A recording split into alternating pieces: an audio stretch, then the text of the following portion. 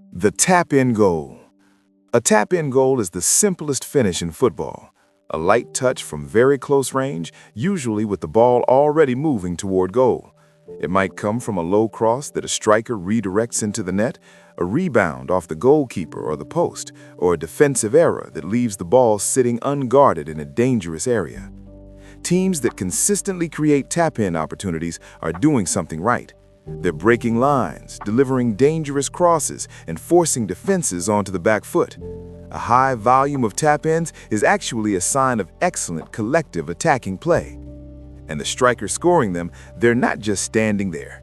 The skill involved is positional, knowing where to be before the chance even develops, reading the flight of a cross, anticipating a rebound before the goalkeeper has even made the save, arriving a split second before the defender. These are skills that take years to master, and the best strikers in the world have made a career out of it. Watch any Haaland goal reel and you'll see a pattern. He's rarely arriving late. He's never scrambling. He's exactly where the ball is going to land, at the back post, on the 6-yard line, between two defenders before they've even reacted. One touch, net. The long-range goal. If the tap-in is about positioning, the long-range goal is about audacity. A long-range goal is scored from outside the penalty area, typically from 25 yards or more. The goalkeeper has more time to react, defenders are often in the way, and the margin for error is enormous, which makes it all the more spectacular when it works. What makes it effective is a combination of three things: raw power to drive the ball past the diving keeper, accuracy to find the corners where goalkeepers struggle to reach, and the sheer confidence to pull the trigger when most players would lay it off. Long-range goals change the way defenders behave. If your opponents know you can score from distance, they cannot sit deep and pack the box. They're forced to press higher, to close you down, and that creates space in behind for your teammates to exploit. Few players in history have combined distance shooting with the frequency and success rate of Cristiano Ronaldo. Throughout his career at Manchester United, Real Madrid, and Juventus and Al Nassr, Ronaldo consistently threatened goalkeepers from range. His powerful, dipping strikes, a product of his exceptional technique and physical strength, generated late movement that made them extraordinarily difficult to judge. The header goal.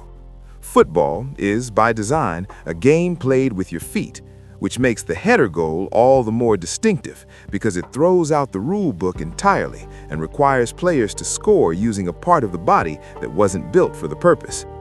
A header goal is scored using the forehead, never the top of the skull, to direct a crossed, lobbed, or set-piece delivery into the goal. The technique demands precise timing of the jump, the positioning of the neck, and the direction of the head at the moment of contact. And all of this must happen under pressure from defenders trying to do the same thing or block the attempt. Headers are particularly important for teams who rely on wide delivery. A winger or fullback who can whip in consistent crosses makes far more of an impact when they have a striker who can attack the ball in the air. Set pieces, corners, free kicks, long throws also become far more dangerous when a team has aerial threats. Statistically, a significant proportion of Premier League goals each season come from set pieces, and headers are central to most of them. Didier Drogba is widely considered one of the most complete aerial strikers in football history. During his time at Chelsea, Drogba was a constant menace from crosses and set pieces, using a combination of physical strength, exceptional timing, and accurate placement to repeatedly beat defenders who struggled to deal with his presence. His famous header in the 2012 UEFA Champions League final, equalizing in the 88th minute against Bayern Munich at their home ground in the Allianz Arena.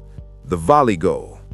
A volley goal is scored when the player strikes the ball before it touches the ground. No bounce, no control touch, just a clean, direct connection from a ball moving through the air. It sounds simple. It is anything but. The margin for error is razor thin. Mistimed by a fraction of a second, the ball flies wide or over the bar. But get it right, and there is no time for the goalkeeper or defenders to react at all. The volley is one of the most effective finishes in football precisely because of its speed. A well-struck volley travels faster than almost any other type of shot, and because it's struck without the player having to control the ball first, it can arrive from angles and heights that make it nearly impossible to defend. It also allows teams to score from difficult positions, where a first touch to control would be cut out, but a first-time volley can find the net. Zinedine Zidane's volley in the 2002 UEFA Champions League final, Real Madrid versus Bayern Leverkusen at Hampden Park in Glasgow, is frequently cited as the greatest goal in the competition's history. The half-volley goal. The half-volley sits between a volley and a controlled shot. It occurs when a player strikes the ball at the precise moment it bounces off the ground, catching it as it rises, so it has not yet left the turf but is already moving upward. Timing is everything. Too early and you're volleying. Too late and the ball rises too high and goes over the bar. The window is tiny, but the results can be extraordinary. The half volley is particularly effective from long range because the bounce of the ball can add natural power and pace to the strike. The technique allows players to keep the ball low, which is one of the hardest types of shots for a goalkeeper to deal with, while also generating significant speed. Steven Gerrard, Liverpool's legendary midfielder, became one of the most celebrated exponents of the half volley during his career at Anfield. Repeatedly, Gerrard would receive a pass that dropped awkwardly from height, and rather than taking a controlling touch, would strike it cleanly at the moment of bounce. The one-on-one finish. A one-on-one is the situation every striker dreams and every goalkeeper dreads. The attacker breaks clear of the defensive line with only the goalkeeper to beat. The options are wide open. The player can slide the ball into a corner. They can chip it over the advancing keeper. They can take it around them. But the more options you have, the more decisions you must make. And in the fraction of a second available, hesitation is fatal. A one-on-one is arguably the clearest scoring opportunity in football. Analysts and coaches refer to it as a high expected goals chance. Statistically, these situations produce goals far more often than most other situations, but they are also notorious for being missed. Composure under pressure, reading the goalkeeper's movement, staying calm as the crowd noise rises. These are the qualities that separate strikers who convert one-on-ones consistently from those who struggle. Thierry Henry, during his peak years at Arsenal under Arsene Wenger from 2000 to 2007, was widely regarded as one of the finest finishers of his generation. His one-on-one record was exceptional, not because he was the most powerful striker, but because of his composure. The penalty goal. 12 yards, one goalkeeper, a stationary ball. On paper, it sounds like the easiest goal in football. A penalty is awarded after a foul inside the penalty area and is taken from the penalty spot, 12 yards from goal. The goalkeeper must stay on their goal line until the ball is struck. There are no defenders between the taker and the net. And yet, penalties are missed in high-pressure situations by world-class players in moments that define entire careers. Psychologically, taking a penalty is one of the most demanding acts in sport. Penalty takers develop specific routines, mental techniques, and consistent run-up patterns to eliminate hesitation. Meanwhile, goalkeepers study footage of opposing takers to try and read their intentions before the ball is struck. It becomes a deeply personal battle of nerve and preparation. Harry Kane, England captain and Bayern Munich striker, is consistently rated among the most reliable penalty takers in world football. His technique prioritizes placement over power. He studies goalkeepers, picks his spot, and commits to his decision without hesitation. The free kick goal. A free kick goal is scored from a dead ball after a foul, usually in dangerous positions outside the penalty area. The defending team forms a wall of players to narrow the angle, and the goalkeeper positions behind it. The taker must find a way past both. The most common approach is to curl the ball over or around the wall and into the far corner, using the inside or outside of the foot to apply spin that bends the ball in flight. A set-piece specialist changes the risk calculation for every defender. If your opponents know that giving away a foul in a dangerous position means a genuine goal threat, they defend differently, less aggressively, more cautiously. That caution creates space in open play. Lionel Messi developed into one of the most reliable free kick scorers of the modern era, particularly during the latter stages of his career at Barcelona and for the Argentine national team. His technique relies on precision over power, using the inside of his left foot to guide the ball with extraordinary accuracy over the wall and into the corner the goalkeeper cannot reach. The own goal. The own goal is football's great moment of cruel irony, when a defender, under pressure or in an attempt to clear danger, directs the ball past their own goalkeeper. It is rarely intentional, almost always the result of a low cross or a driven shot forced through a crowded box, a deflection off a shin, a desperate clearance that catches the wrong angle. The own goal highlights the fundamental risk every defender takes when operating under pressure in their own penalty area. A fraction of a second, a slight change of direction, and the ball is in the wrong net. No player is immune. They occur at every level of the game, from Sunday League to World Cup finals. The rebound goal. When the goalkeeper makes a save, the ball is rarely with them. It might fall to an attacker. It might bounce off the post. It might spin loose into the 6-yard box. The rebound goal belongs to the striker who never stops running, who continues his movement even after the initial shot has been saved. It rewards persistence, staying in the game even when the first chance fails. The best strikers in the world follow up every shot instinctively, not because they're instructed to, but because they've conditioned themselves to expect the ball to come back. That habit, practiced over thousands of training sessions, is what separates goal scorers from players who simply take shots. The deflection goal. A deflection goal occurs when a shot changes direction after clipping a defender, shifting the ball's trajectory just enough that the goalkeeper, who had already committed to a dive, cannot readjust in time. These goals often look like good fortune, and sometimes they are. But teams who shoot frequently through crowded areas are deliberately manufacturing deflections, increasing the probability that a slight touch will wrong foot the goalkeeper. It's a calculated approach to creating unpredictability. The chip goal. The chip is one of the most elegant finishes in football.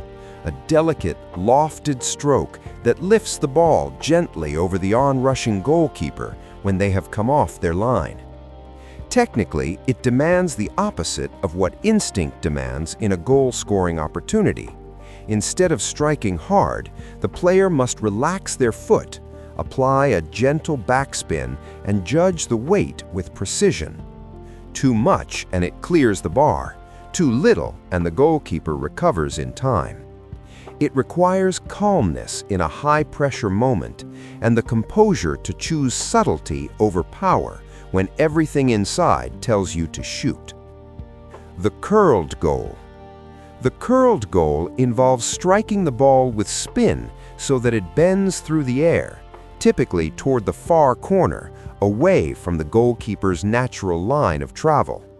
By applying spin with the inside or outside of the boot, a player can make the ball move laterally in flight, curling around the goalkeeper and into the net. The skill lies in controlling both the direction and degree of the curl simultaneously. It is particularly effective when a winger cuts inside onto their stronger foot and aims for the far corner from the edge of the box, a shot that has become one of the defining images of modern attacking football. The driven shot goal. Power and pace. A driven shot goal is struck with maximum force along the ground, low, fast, and leaving the goalkeeper almost no time to react. The technique prioritizes speed over placement.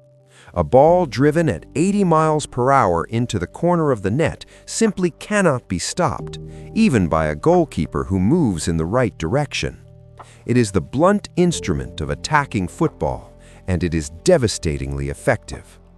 Strikers who master the driven shot become extremely difficult to defend at close range, where the time between contact and crossing the goal line is reduced to fractions of a second. The backheel goal. The backheel is football's creative surprise, using the heel of the boot rather than the toe, instep, or side to redirect the ball into the net. It works because it is the last thing anyone expects. At its best, it's a demonstration of football intelligence, reading the situation and improvising a solution that no defender has prepared for. The overhead kick, or bicycle kick, goal. There are goals that are impressive, and then there is the overhead kick. Also known as the bicycle kick or scissor kick, this technique requires the player to launch themselves backward off the ground, swing one leg upward in a scissoring motion, and strike the ball cleanly while completely airborne with their back to goal. It is one of the most technically demanding skills in all of sport. The timing, balance, mid-air coordination, and sheer physical bravery required make it extraordinarily rare. When it connects cleanly and results in a goal, it produces what many consider the most spectacular sight in football. These goals are the ones people remember forever. The far post finish. The far post finish is a lesson in angles and intelligence. When a player shoots a cross goal toward the far corner, the post furthest from where they're standing, they force the goalkeeper to cover the maximum distance in the minimum time. It is a technically reliable finish because if the ball stays on target, the goalkeeper must travel further than they can realistically get to. It's particularly effective when cutting inside from a wide position, where the body shape naturally opens up the far post. Used correctly, it is one of the most consistent ways to beat a well-positioned goalkeeper. The counterattack goal. The counterattack goal is less about technique and more about transition. It happens when a team wins possession in their own half and immediately breaks forward, at pace, before the opposition can recover their shape. Speed of movement and speed of thought are equally important. The ball must move quickly through direct passes. Decisions must be made instantly, and the finish, when the moment arrives, must be taken before the recovering defenders can get back. Counterattack goals are often the most flowing and exciting passages of play in a match, a team moving from defense to goal in seconds, punishing an opponent who committed too many players forward.